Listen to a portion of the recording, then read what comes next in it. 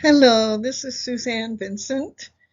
This is the last lesson of the course on men and women apologists, lesson 5. In this lesson, we'll look at the history of apologetics, and then we will provide some concluding remarks and a summary of what has been covered. We'll provide some references for you that you can study to learn more about the history of apologetics. So we'll look at apologetics from the beginning, after the resurrection of Jesus, up to the present day. We'll look at medieval, Middle Age apologists, and we'll even look at earlier apologists, which are in the category of patristic. We'll look at the influence of the Reformation on apologetics. We'll look at modernism and postmodernism. What are the apologetics during those eras? And then apologetics today. As I stated before, we'll provide some concluding remarks and a summary for you. A good place to start with your study of the history of apologetics is this book, The History of Apologetics, edited by 3 editors, Benjamin Forrest, Joshua Shatra, and Alistair McGrath, published in 2020. It's a very long book, 847 pages. At this point, it would be good to remind people of the different times of history, especially in regards to apologists. First, there's the patristic era, which are apologists that were taught by the apostles or taught by those who had been taught by the apostles. And this takes us up to about 500 AD. Then we enter the Middle Ages, or the medieval period, and this takes us up to the fall of the Roman Empire, 500 to about 1500 AD. After that, we enter what is called the early modern period. The early modern period includes the Renaissance, the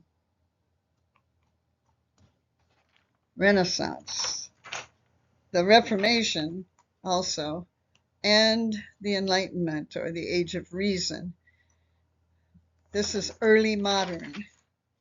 And then late modern is 1800 to 1945. And then contemporary modern takes us from 1945 to the present time. 1945 is the end of the Second World War. That may be helpful. There's some more details about that, but this is the general layout of history. Here is the book, The History of Apologetics. Notice the subtitle is a biographical and methodological introduction. It is very thorough, but it does talk about the apologists, the biographies of the different apologists. There are 44 apologists included in this book, and there are contributions from 52 different authors talking about these 44 apologists. And as I mentioned, it starts with the patristic era and goes through the 20th century.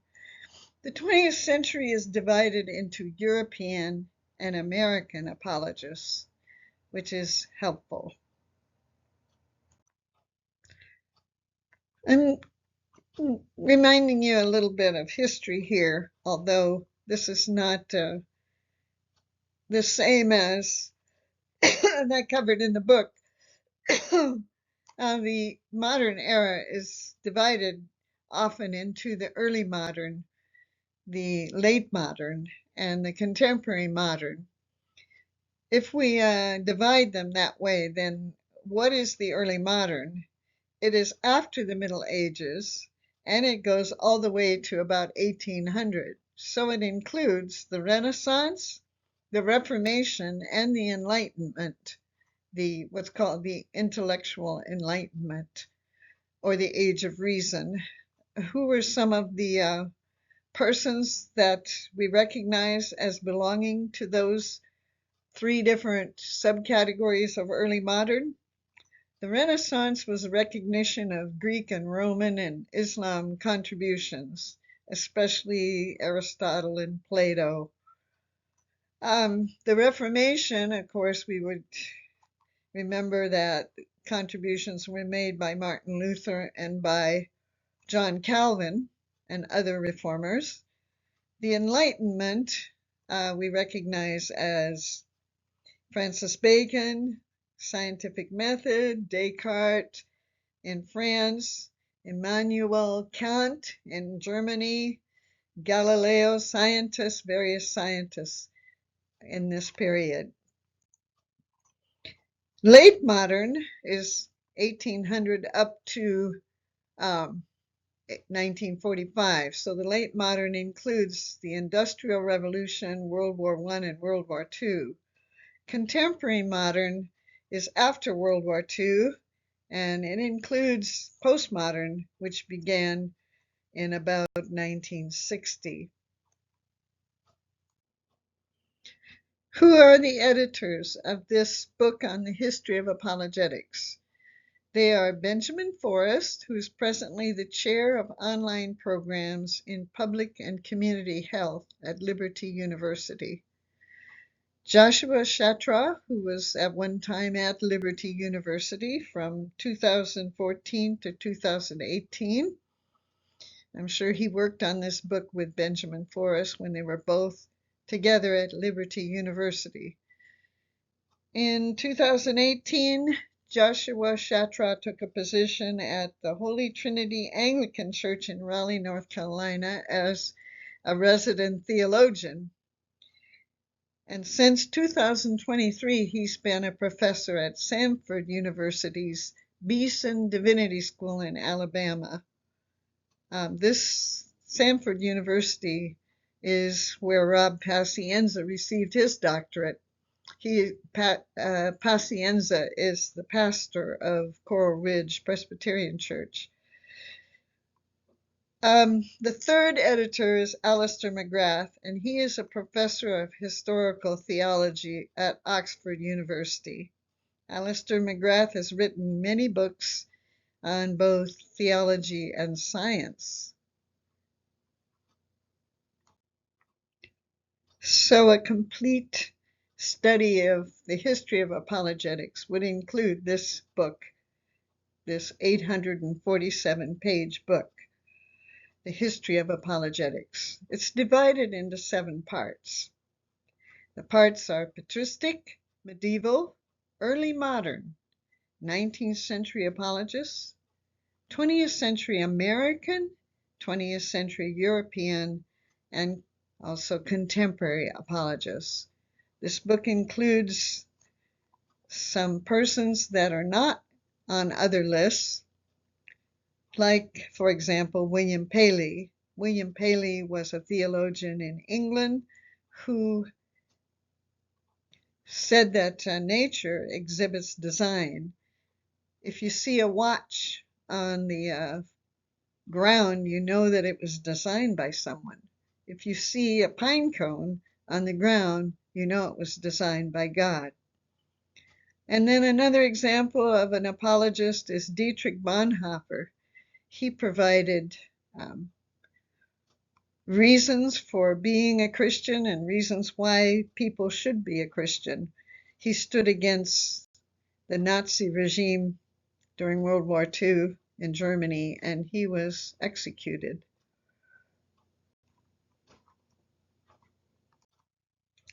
Let's look at 3 very important influential apologists of before the medieval era and during the medieval era. St. Augustine, or I've also heard it pronounced St. Augustine, was before the medieval era, 354 to 430. St. Anselm is medieval, 1033 to 1109. St. Thomas Aquinas is also medieval. He lived 1225 to 1275.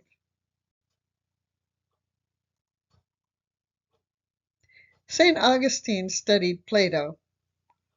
He studied Plato before he became a Christian, but he continued to um, accept some principles of Plato.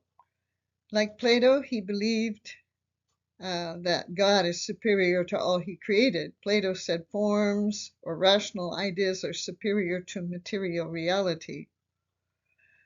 Augustine said that Plato's thinking fell short because the Greeks believed in many gods. Plato was a polytheist, whereas Augustine accepted the fact that there was only one God. Also, Augustine believed that man became mortal with sin, whereas Plato believed that man's soul is immortal. And this has to do with the controversy about whether um, the soul lives on forever in heaven or hell. And this controversy will not be covered in this course.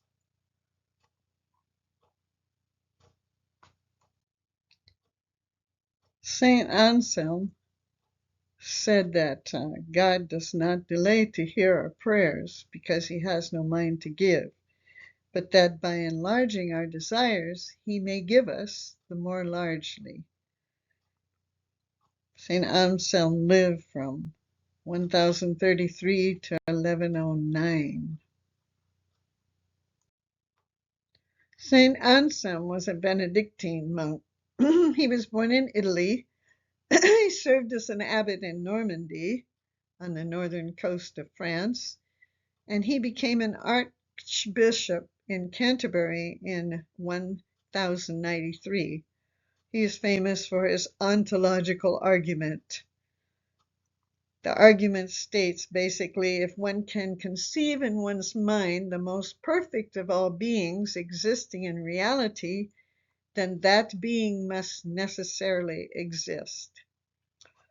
This ontological argument has been criticized by many scholars, including Immanuel Kant.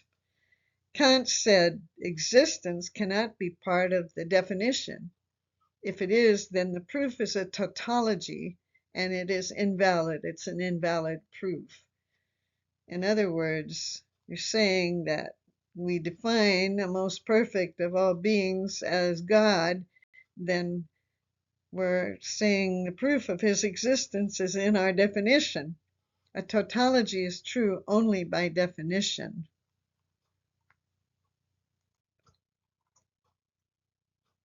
How about St. Thomas Aquinas? St. Thomas Aquinas also looked back at the classics, the Greeks, Plato and Aristotle. The works of Aristotle were incorporated into his rational proofs for God. This school of thought was developed at the University of Paris, a medieval school of training, and this is where St. Thomas Aquinas taught. Aquinas was a Dominican priest. The 5 proofs that St. Thomas Aquinas put forth are motion, causation, contingency versus necessity, perfection, and design. Motion is there's a first mover. Um, who brought about the first motion? That would be God. And this was similar to Aristotle's unmoved mover.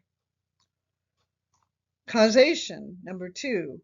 One cause causes everything else. Number 3, contingency versus necessity. There is one that has always existed, and everything else is dependent upon that one that existed forever and ever. Perfection. A perfect being is supreme over the chain of being. And number 5, design, an intelligent designer of order in the universe. These are the 5 proofs of St. Thomas. We want to look at the influence of the Reformation on apologetics. Of course, Martin Luther is considered to be the father of the Reformation. More about Martin Luther can be found in the writings of Adam Francisco. He was a professor at Concordia University in Irvine. He has retired from that position and he now works with 1517. You can find more about Luther at www.1517.org. The Reformation continued with John Calvin, who published Institutes of the Christian Religion in 1536. He is considered to be a presuppositionalist because he believed that only the scriptures could help people understand who God is, that the non-Christian suppresses any knowledge that he has about God.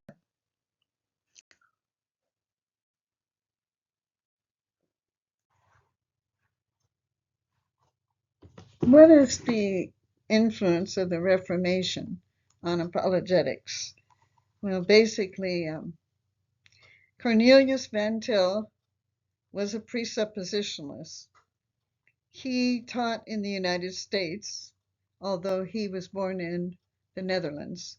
He was influenced by Benjamin Breckinridge Warfield, B.B. Warfield, who taught at Princeton Theological Seminary. B.B. Warfield was a Calvinist, and as an apologist, he's considered to be an evidentialist. But he did influence Cornelius Van Til to some extent. Warfield was influenced himself by Abraham Kuyper, who wrote 3 volumes of Common Grace. Kuyper said the ethical nature is available even to the unbeliever. It's available to even the believer and the unbeliever because each of us, all of us, are created in the image of God. Abraham Kuyper established Neo-Calvinism and contributed to the founding of the Reformed churches in the Netherlands. Kuyper was the Prime Minister of the Netherlands from 1901 to 1905. Kuyper was essentially a presuppositionalist. R.C. Sproul, in a book entitled Classical Apologetics, discusses this, what he called it the Kuyper-Warfield dispute. We're not going to delve into all the details about this dispute, but essentially, Kuyper said Calvin was a presuppositionalist, and the Reformation brought about presuppositionalism.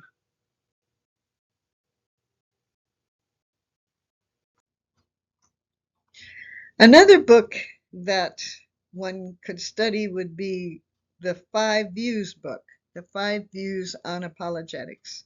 This is edited by Stephen Cohen. Who is Stephen Cohen? He was the managing editor for Arapagos magazine from 2001 to 2012. He's now on the adjunct staff at Apologetics Resource Center, the organization that publishes this magazine. And this is headquartered in Birmingham, Alabama. So what are the 5 different views on apologetics? What are the 5 views that are covered by this book? The classical, the evidential, cumulative case, presuppositional, and reformed epistemology. The authors that cover these cases aren't necessarily affiliated themselves with the case they cover, but they do thoroughly cover the case for us. Classical is covered by William Lane Craig. Gary Habermas writes about the evidential, and he is definitely an evidentialist.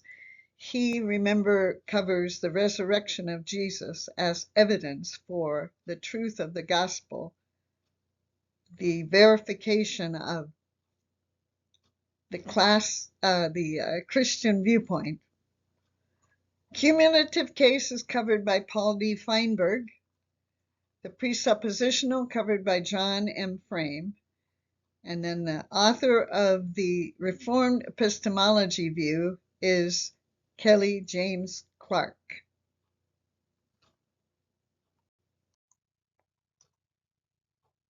Modernism and the postmodern era. Well, modern ideas are that there are universal truths, grand narratives, so to speak, and these were abandoned for postmodernism or post-structuralism, as it's called sometimes.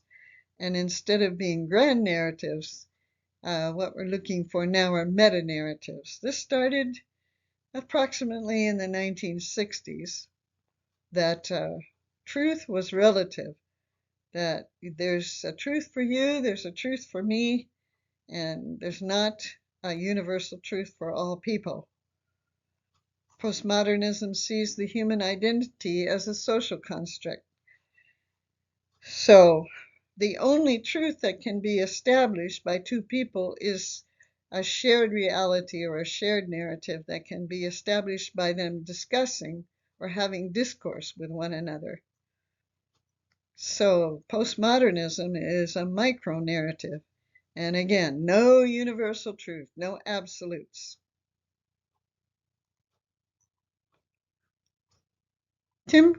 Timothy Keller, who passed away in 2023, founded the Gospel Coalition. He was a pastor in New York City and Manhattan's.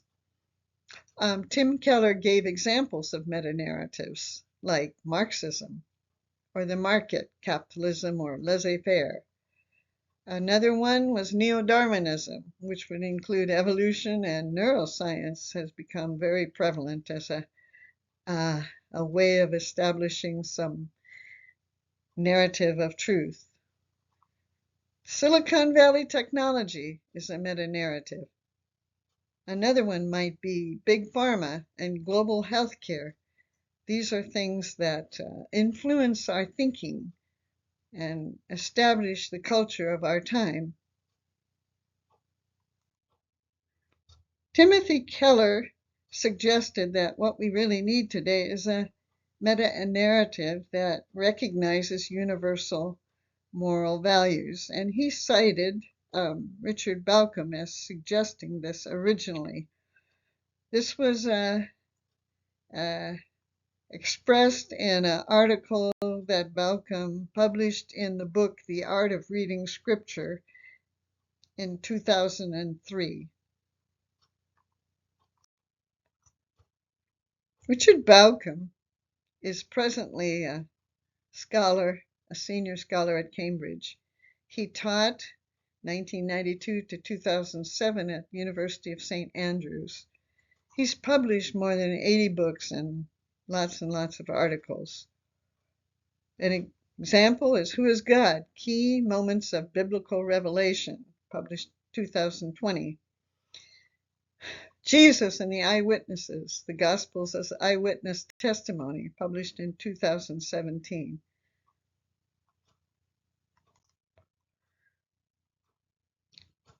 Bauckham said, we need a story that once again affirms universal values while resisting their co-option by the forces of domination. This would be a biblical story. In the Bible, we read that God readily gives favor to the oppressed. The Bible teaches us to trust God for ultimate justice and to resist our inclination for revenge. So it's a kind of social justice established by the Bible. These are values that result in an inability to oppress one's neighbor or even to oppress one's enemy. There are current difficulties that restrict consideration of the biblical worldview as valid in today's world. Postmodern views are so prevalent throughout all cultures of the earth due to, in great measure, the globalism of technology. And so it gives every person, every individual their own take on what's valid. Individuals and churches even cannot agree on moral concerns.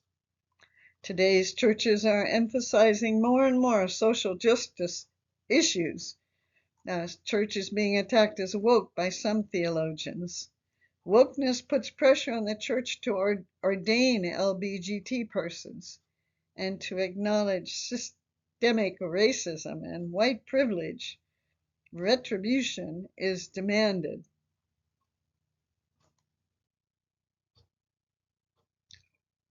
So let's make some concluding remarks based on the whole course, not just the last lesson. First, defenses of the good Christian life were written early on. They were written as apologia to Roman emperors in the 2nd century. St. Thomas Aquinas, a very influential apologist, espoused a causeless cause as a rational proof for God. It's readily recognized that there is some sort of morality, objective morality, and many apologists have pointed out that man has a conscience, as expressed in the Bible. We know what's right and wrong. We know it within our conscience. Fourthly, design is apparent in nature. God shows us who he is by what he made. This is an argument by intelligent design. And there's also evidence for anthropic universe, fine-tuning in the universe, that everything is just perfect for life to arise and for life to have consciousness. And lastly, reality is experienced by individuals. We know that the Christian worldview explains what we experience in our own lives. Other worldviews don't explain what's going on that we experience in everyday life.